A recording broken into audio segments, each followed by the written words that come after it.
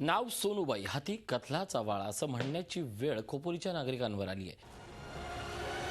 राज्यातली एक श्रीमंत पालिका म्हणून खोपोली नगरपालिकेची ओळख, पण तरीही या श्रीमंतीचा फायदा नागरिकांना होत नाही। ताकाई आडोशी रस्त्याची गेली 15 वर्ष दुर्दशा झाली आहे। ताकाई ते आडोशी या मार्गावर शेकडो कारखाने आहेत। या मार्गात असणाऱ्या सासगाव, ढेकू, चिंचवली, होनाड, टेंबे आणि वाडी मधल्या ग्रामस्थांना याचा मोठा फटका बसतोय। या गावांमधल्या कामगार आणि विद्यार्थ्यांना दैनंदिन कामासाठी हा एकच रस्ता आहे।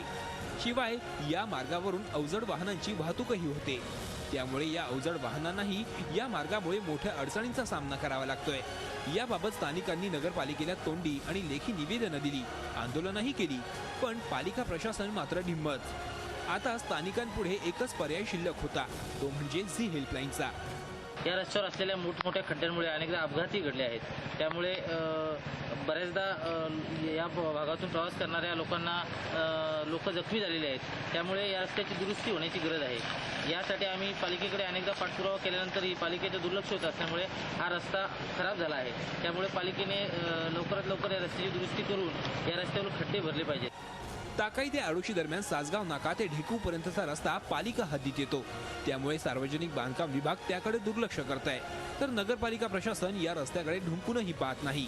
हे प्रकरण एवढंच नाही तर या भागात शिवसेना, राष्ट्रवादी, मनसे, शेकाप आणि आरपीआयची वरिष्ठ नेते मंडळी राहतात। या नेते मंडळींच्या मागणीकडेही पालिका प्रशासन लक्ष द्यायला तयार नाही।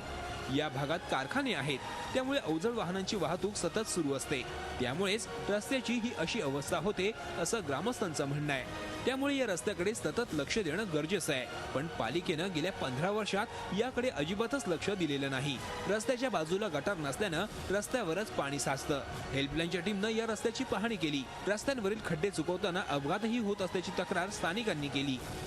नगरपालिकेच्या हद्दीत येणारा हा रस्ता पण कोणत्याही प्रकारे लक्ष न देता नगरपालिका याच्याकडे दुर्लक्ष करते, त्यामुळे अनेक प्रवाशांना इथं प्रवास करताना तारेवरची कसरत करावी लागते। नेहमीच या रस्त्यावर छोटे मोठे अपघात घडत असतात। बसून गाडी चालवायला पण त्रास होतोय, गाडीचा मेंटेनन्स वाढलाय, डिझेलचा खर्च वाढतोय, सगळ्याच गोष्टी वाढतोय। किती वर्ष सगळं झालंय रस्ता? हे जवळजवळ कंटिन्यू चालूच आहे नाही। ही अवस्था पाहून आम्ही गाठलं नगराध्यक्ष रमेश जाधव यांना। जाधव यांनी नगर अभियंत्यांशी संपर्क करून पाहणीचे आदेश दिले, शिवाय लवकरच हा रस्ता दुरुस्त केला जाईल असं आश्वासनही त्यांनी दिलं।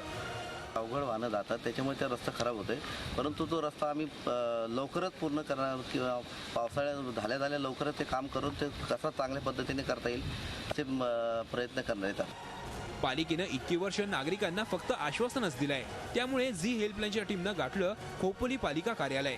मुख्याधिकारी दीपक सावंत यांना आम्ही गाठलं। उपनगराध्यक्ष आणि मुख्याधिकाऱ्यांनी या रस्त्याची पाहणी केली। पावसाळ्यानंतर कायमस्वरूपी अर्थात चांगल्या दर्जाचे रस्ते त्यांना देऊ असं त्यांनी यावेळी सांगितलं।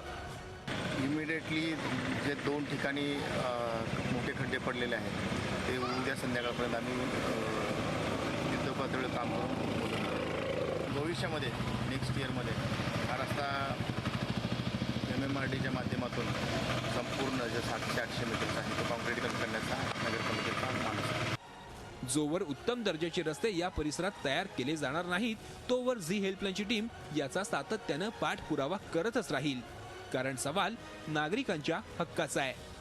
अमोल पाटील, झी मीडिया, कर्जत।